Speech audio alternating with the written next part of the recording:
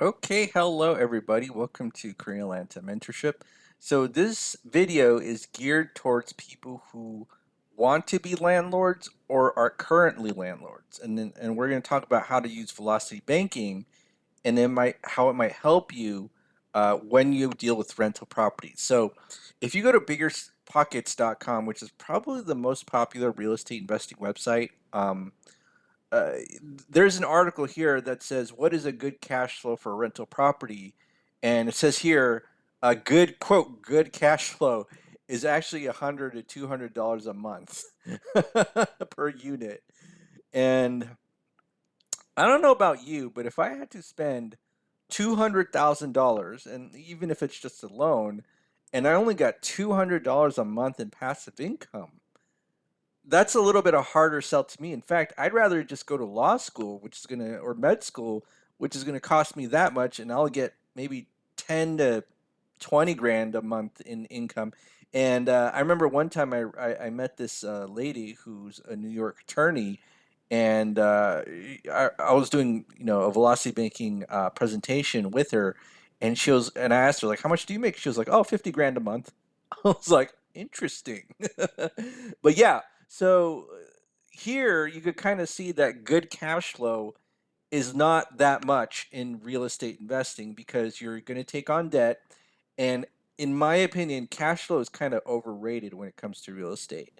When it comes to rental real estate, you want that cash flow, but you're also thinking about making a return based on appreciation. So it's the way that I was trained was to think about rental real estate was that it's money today, appreciation tomorrow, and there's all these other benefits which I'm not going to go to. But yeah, so one thing that we want to harp on is that we can actually maximize this. So even if we do have debt today when going into the rental real estate, we phase out that debt relatively quickly, so that we can maximize our cash flow. So instead of $100 to $200 a month, it'll be maybe like 1,500 or 1,600, depending on how much rent. I'm sorry, monthly rent that you get. So let me just go right here. And so, again, average cash flow is only in hundreds of dollars. And the way that you calculate cash flow is just your income minus your expenses minus your debt. So if you don't include the debt, that's actually called net operating income. And then if you minus the debt, that's cash flow. Okay? There's a little bit of nuance between having debt, and it's the same thing when we do velocity banking. We always include our general expenses that we have to pay in one bucket versus all of our debts, which is our when we combine the expenses, our general expenses and our debt, that's our cash flow. Now, again, I already mentioned this. You get a $200,000 loan, just to get $200 a month.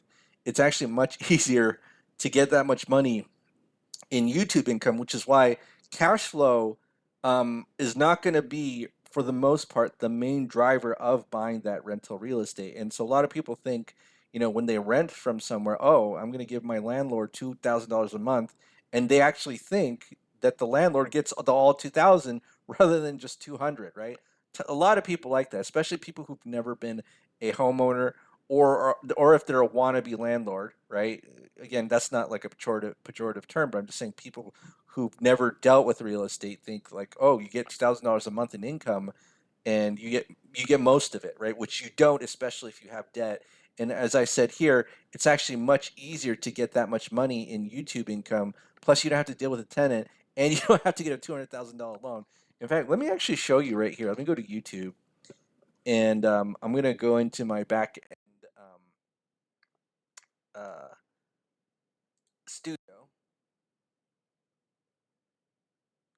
And if you take a look here I'm getting $447 a month, and I didn't need a $200,000 loan. In fact, probably the most I spent was like $1,000 subscription to Canva, maybe some good headphones.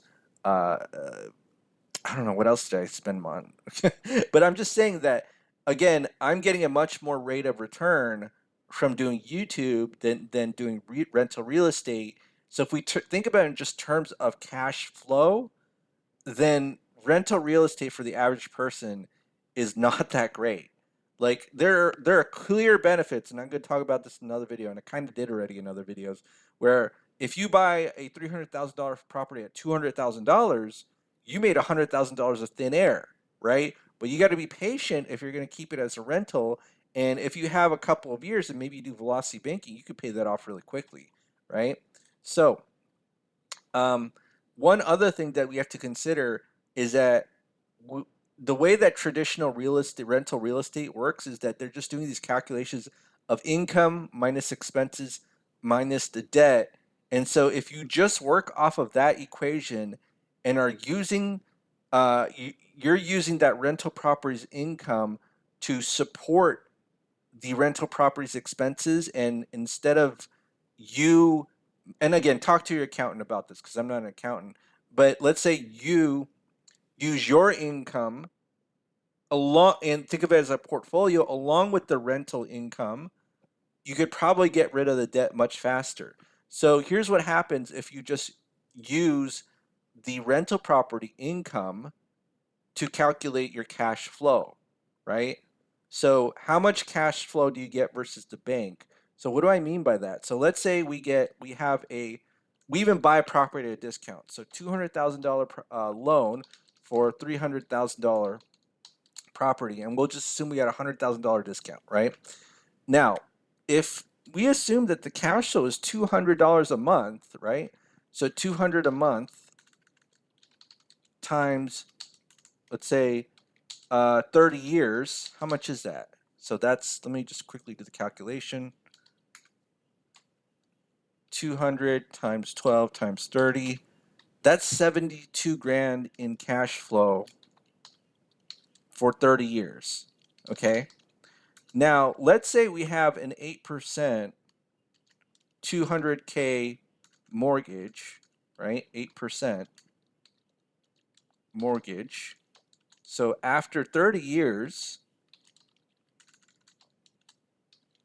how much interest is the bank going to get? And you can easily look this up right here by going to bankrate.com, putting the number, putting the interest rate, and then they'll just spit out the amount of interest that you get or the bank gets. So the tenant, okay, is paying 328,000 K, and you could consider the interest to be essentially the bank's cash flow, right? So you did all this work to find the property, to get the tenant, and you get $72,000 in cash flow, but the bank did nothing for 30 years and got $328,000 in interest, right? So you see how you kind of have to minimize this number, because do you want the bank making more than you? Right? And that's why, with a lot of rental real estate, you go to articles like these, it's kind of like encouraging you to just to get in a lot of debt to get 100 or $200 of cash flow. Yeah, you can sell it off for a big profit because you're going to build an equity, especially if you need to buy it right, right? You need to buy it right. That's why I say $200,000 purchase price for a $300,000 property. But at the same time, you do want to be able to get that, maximize this cash flow number, which is where velocity banking comes in. And so if you don't know what velocity banking is, and this is where now the meat of the video, all it is a strategy where you can pay off debts quickly using lines of credit as your main tool. And all you need to do that is just a budget and a line of credit as your main operating account. So your budget is your debt attack plan. Okay. Now, this is just me, my opinion. I would never get into a rental property if I actually needed to depend on the income, right? Because let's say a tenant screws you over and you need to live off of that, let's say, $100 $200 of cash flow a month. um, what if one month you don't get it, or 2 months, or you spend 15 grand evicting a tenant and you're frustrated, right? Well, what's going to happen? That renter property that you had is going to be a source of emotional distress, and you're going to sell it at a discount to another real estate investor who knows what they're doing. Now, the reason I say this is because I actually have two friends who I wanted to encourage to take real estate investing classes with me. Um, I wanted to take Renatus, and if you don't, full disclosure, I get paid to sell Renatus products because I'm an independent contracted marketer.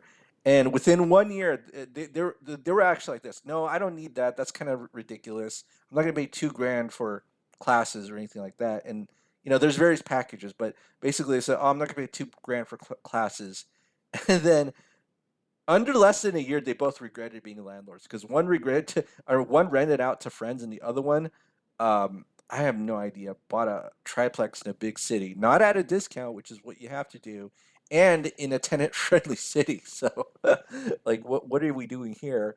But that's what happens when you believe the hype of real estate without having some sort of education, right?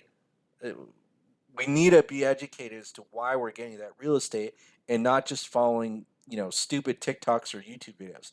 Now, let's just say here that we have a budget, we have credit cards, and we have a mortgage. Now, at this stage, would I get into real estate investing? Probably not. What I would do is probably pay off the credit cards first, and then once all the credit cards are pay off, I might consider just getting to real estate there because we're gonna have a lot more cushion to deal with. If the tenant doesn't pay, okay, oh well, I'll have more. It's gonna be a lot easier to evict them, right? And so if you ever live in a city like San Francisco, impossible to evict a tenant, and you got to have a lot of reserves because you might be waiting 1 or 2 years. But if you live in Georgia, depending on the county, you could probably get rid of them really easily. So you want paying and performing tenants, but if this number, is not enough to offset the cost of a tenant who doesn't pay, I wouldn't do rental real estate. Okay. Now, let's talk about this line of credit. What is a line of credit? All it is a financial tool where you can borrow money, pay it back, and use it over and over again. So credit cards qualify as a line of credit, but you want to get as much credit as you can. Personal lines of credit, home equity lines of credit. I got all of them.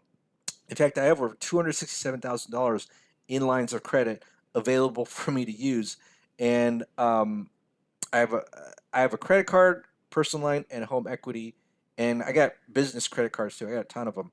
So what's my point is that each tool has both its advantages and disadvantages. So there are certain things a credit card can do that a home equity line can't, and vice versa, right?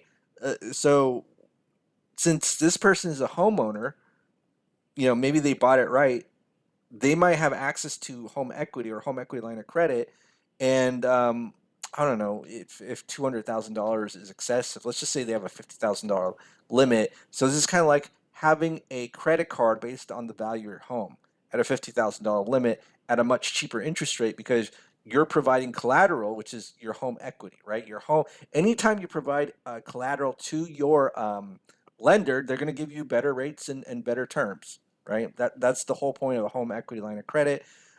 So we have a budget. So now what we're going to do is make sure that we use this home equity line of credit as our main operating account. So we haven't gone to the landlord part yet. So just wait for me here.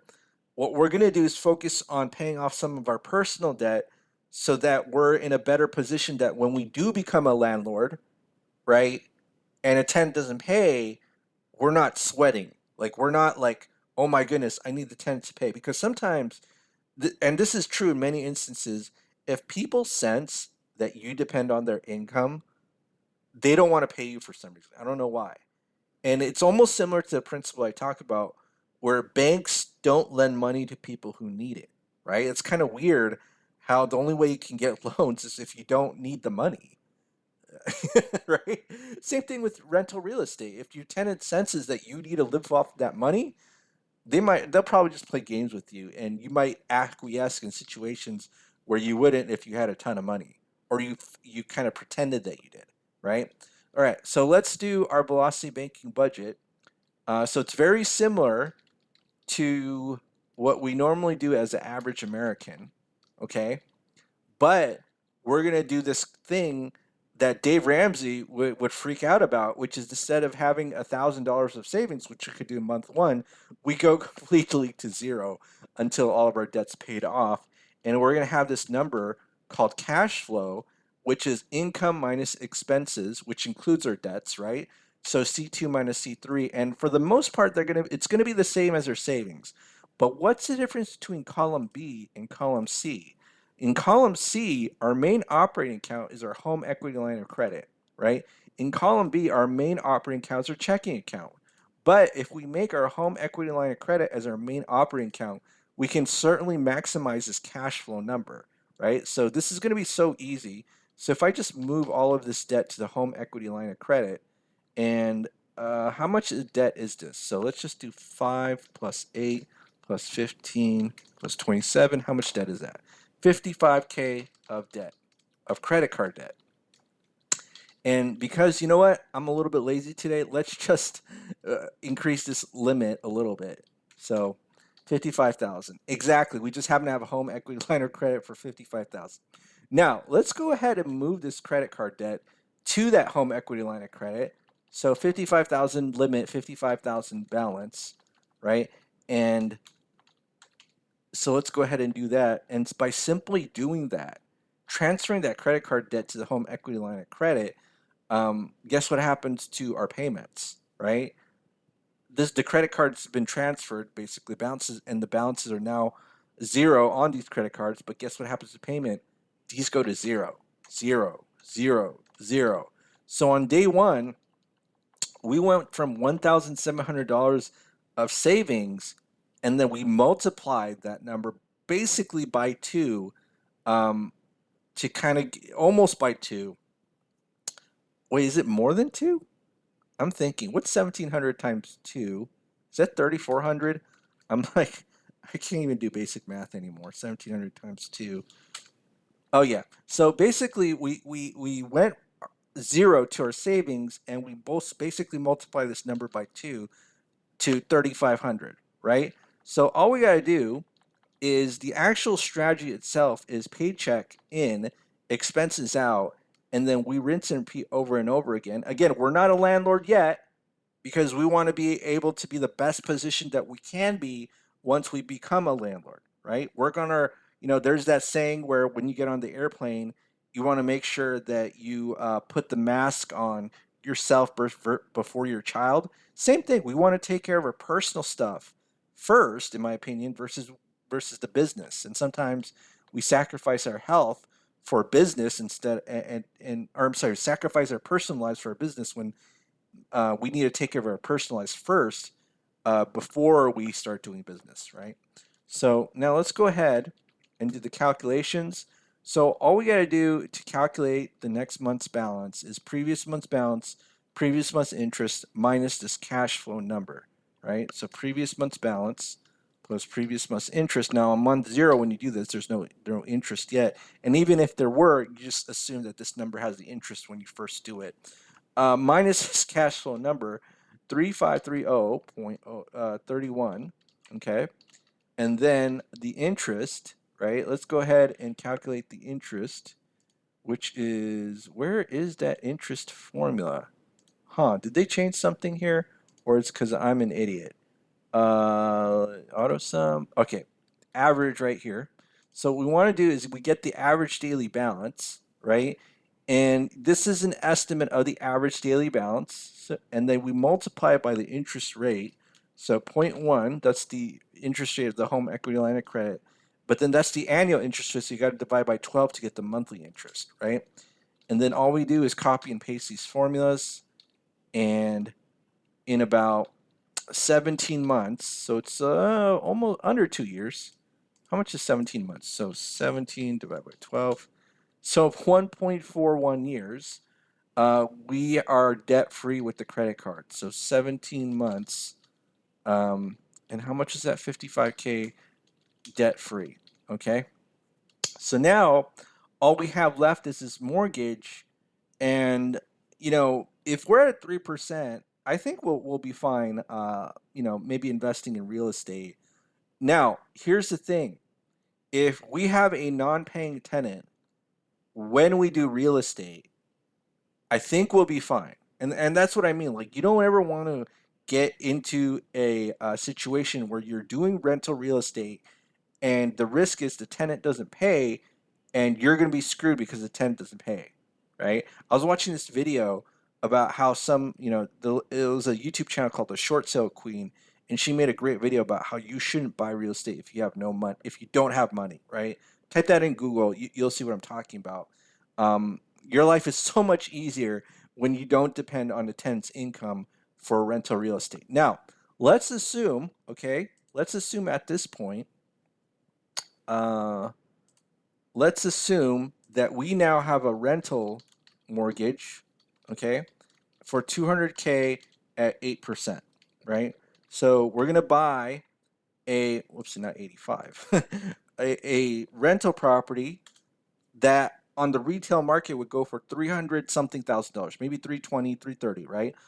But you bought it right, you got $100,000 discount. And again, real estate is pretty much the only asset class where you could buy it at a discount because you're solving people problems. Like with stocks, I don't even know how you get it at a discount unless you're doing some sort of insider trading. But with rental real estate, you get it at a discount because people have family issues, death in the family, frustrated landlords, bankruptcy, all these other issues that you have to reach out to people. Now, here's the thing, we can just go ahead and fix and flip it and sell it and make a good profit, but there is value in holding the real estate even though you might only get $200 of cash flow a month. So let's just do this. So instead of putting ourselves in this situation like normal real estate investors do, right? Where, oh, $200 of cash flow a month for 30 years so I can get $72,000 cash flow. Plus, there's the appreciation. So don't, I'm not discounting this, but I'm just saying in terms of just cash flow, this is kind of a loser battle because like I can get more money with less return, with less investment on YouTube than I can for your average rental property. And look at how much the bank makes versus you. Okay, so let's go ahead and figure out what that monthly payment is. So let's go here. All right. All right. So now, even if we had that rental property in this situation, before we paid off debt, see, this would be really tight for me, which is why I wouldn't even want to get that rental property at this stage before we paid off all our debt, right? So let's assume, okay, so we have a personal mortgage, or we'll say, yeah, personal. And then we got the rental property mortgage. So one of the things that we can figure out is that should we focus on the personal or the rental? One measure to figure this out is using something called the cash flow index. So all it is the ratio of the um, balance of the loan divided by the monthly payment. So for example, let's say this is 230,000, and I know after 17 months it's not going to be 230, but let's just assume it is 969.69. This produces a number, and whatever is the lowest number is usually the one we want to pay off. 200,000 divided by 1467.53. So this one is a lower number than this one. Ignore the dollar sign because it's formatting issues. But this number, it's kind of think of it as a ranking system. The lower it is, the more bang you get for your buck. Like if I pay $200,000, I get $1,400 back. Whereas if I pay 230, I only get 969 back. You see how that works? So, all right. So let me go back here. So basically, I've made the decision to try to pay off my rental property mortgage first. So when it is paid off, right? And again, I'm not just going to restrict my rental property finances and not contribute to my personal, possibly my personal money to pay off my debt. Again, I'm not an accountant. Talk to your accountant, but the best way how to handle dealing with money and entities and all that, right? But I'm just saying as a general principle, I'm not just gonna I'm gonna think of this as a whole portfolio, and I'm not gonna have the, let's say, this rental property's house pay for itself only, and only so I can only get $200 of cash flow a month, right? What I'm gonna use is I'm gonna use my other income sources here along with the tenant's income to help me pay off this rental property mortgage. Because if I do it the traditional way, where they calculate it like this, where I want $100, $200 a month for cash flow, I only get $72,000 in cash flow, and the bank makes $328,000 without doing anything, even though I did more work, right? So what we want to do is, yes, we needed the $200,000 loan to get the property, but we want to pay that sucker off as soon as possible so that we can get more cash flow and, right, we can purchase our next property and pay that off as quickly as possible. So I don't know if you ever heard like people say, hey, I have 10, 11 properties, but they're all with debt. Dealing with 10 tenants is a lot of work. I'd rather deal with 3 tenants with 3 paid off houses. And if I'm sick of being a landlord, I'll just pay them off. Right. So let me go back here. So now let's focus off on paying this $200,000 mortgage. So the whole idea is at this stage, once we paid off our debt, we don't put the entire credit line into, or the mortgage into the credit line, even if we have a $200,000 limit. I go over this in another video, but the idea is that you essentially want to simulate extra payments while having full control of your money. So they have this thing called chunking, incremental payoff. But let me do this. So one of the things I'm going to do here is I'm going to add the tenant's income to my other income sources, whether it's a W-2 job, 1099, doesn't matter.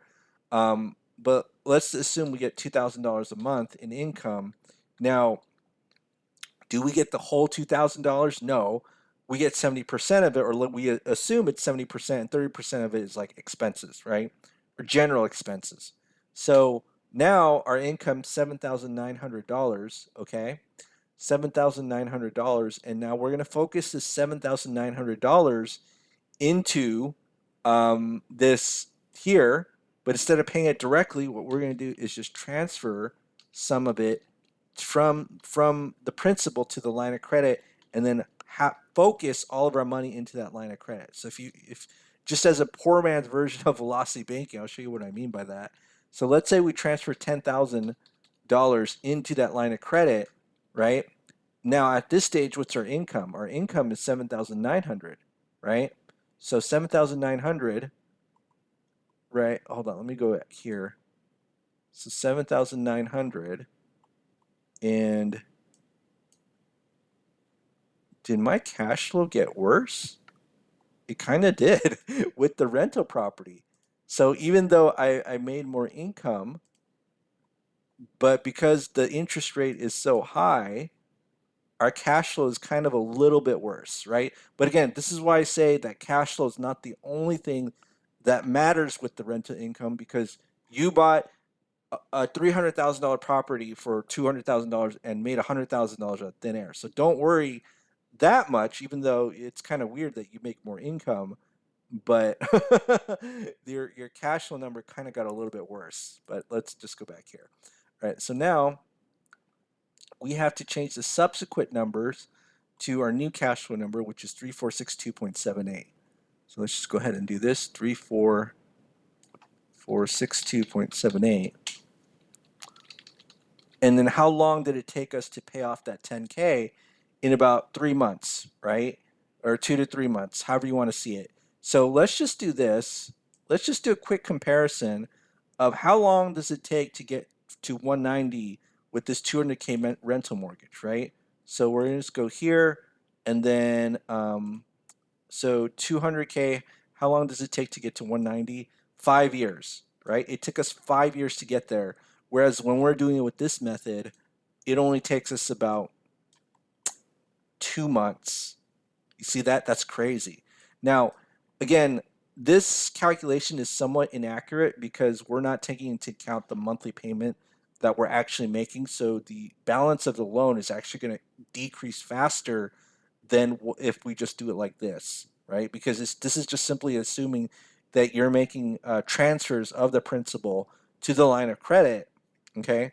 But uh, it doesn't take into account that the principal of the line of the loan is decreasing as you're making the monthly payment. So luckily, we have a velocity banking calculator to kind of simulate this, or much more detailed. So all you got to do is just put in this 200,000, and what's the current balance of this? Well, let's just say we 200,000, 8%, 30 years, and what is our monthly payment? Okay, so what we're going to do is we're just put in income First income is 7,900, which also includes the tenant's income, right? What's our living expenses? Everything except for the loan we're trying to pay off. So it'll be these two. So 2969.69. 2969.69. Now the chunk amount here, we can do like 8,000 or some sort of number that's relative to our income. It's just as the only thing that's really important is that we don't move the entire thing into a line of credit and this 200,000. This is sometimes you hear this from in the internet about loans bad, line of credit good, but not really. But let me go back here. So let's just assume that we move $8,000 to the line of credit and at a 10% interest rate, right? Now let's take a look here as to how long it takes us to pay it off. 4 years, right? 4 years to pay off a rental property. So instead of doing it the old fashioned way and not using velocity banking, we only have one tenant in this situation, right? So this is going to be a relatively low stress experience.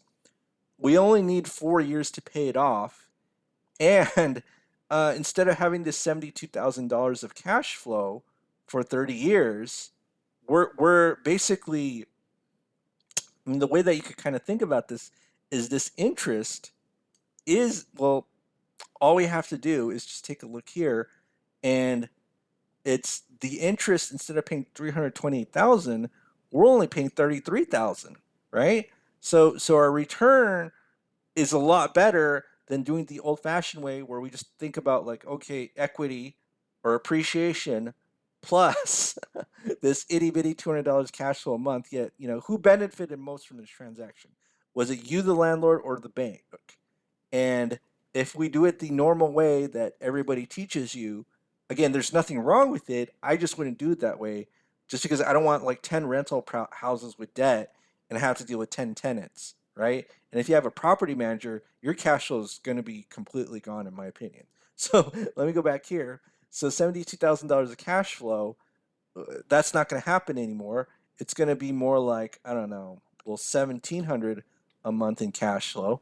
So let's just do a quick calculation there. 1,700 times 12 times 30. That's going to be 612. And again, not 30 years, probably 26. So you got this again. I'm doing fuzzy math here, so don't don't hold me to the math being inaccurate. I get it. I'm just doing this on the fly. And this interest, instead of being $328,000, is now only 33K of interest, right? And it only took us 4 years to be able to pay off the debt, right? So you see, just with one rental house, if we do things the traditional way, it's not really that great. This is why the best source of deals are mom and pop landlords, because they don't understand what they're getting into. You see what I'm saying?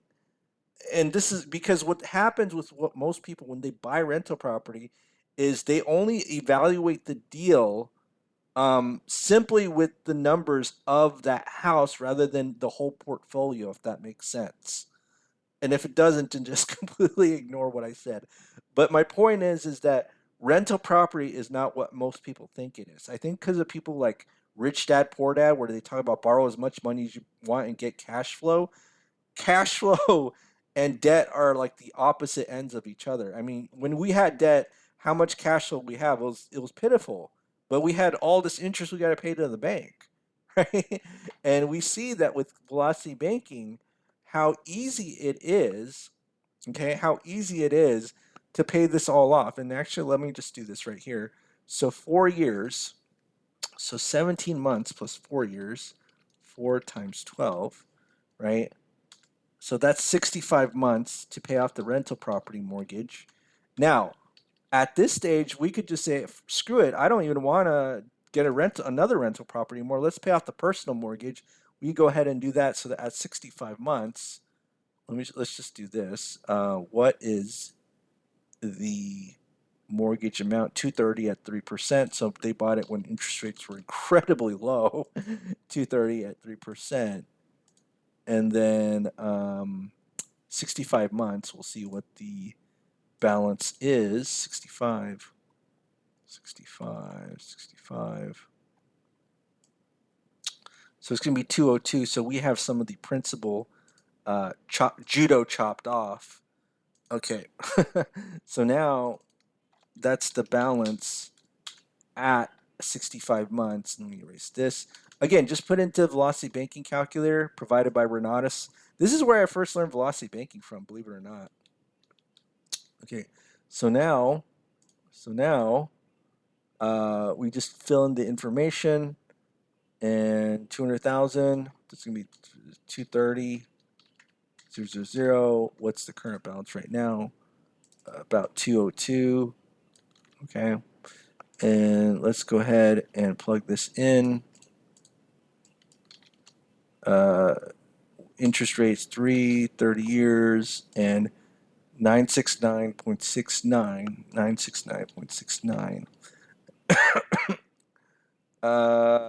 Okay, so now we're this is zero because we paid it off, and so now our general expenses, because again, it's everything except for the loan we're trying to pay off when we put in the expenses. So it's going to be $2,000 here, 20000.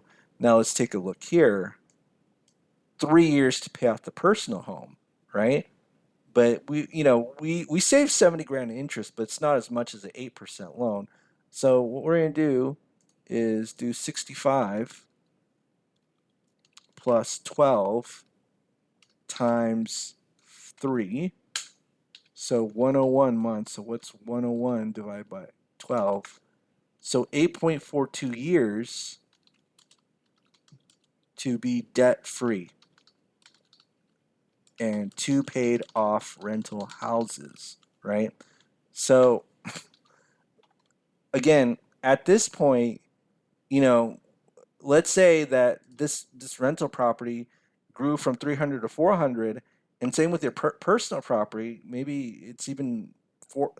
So let's assume these houses are both $400,000. So if you get sick of being a homeowner, you just sell these two houses, and you have essentially $800,000 of equity. Now, again, you don't get the whole thing because you probably have to pay taxes and some selling costs on it, but you got some good chunk change, right?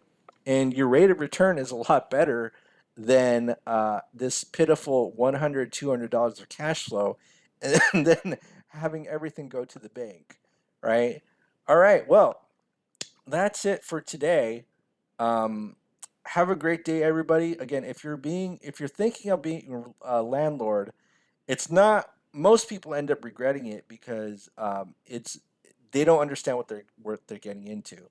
Again, two friends who did this, or who got into landlording without any education, and they're under a year, they're like, "Oh my goodness, I have to sell this property." Right? All right. Well, that's it, everybody. Have a great day, and we'll speak next time.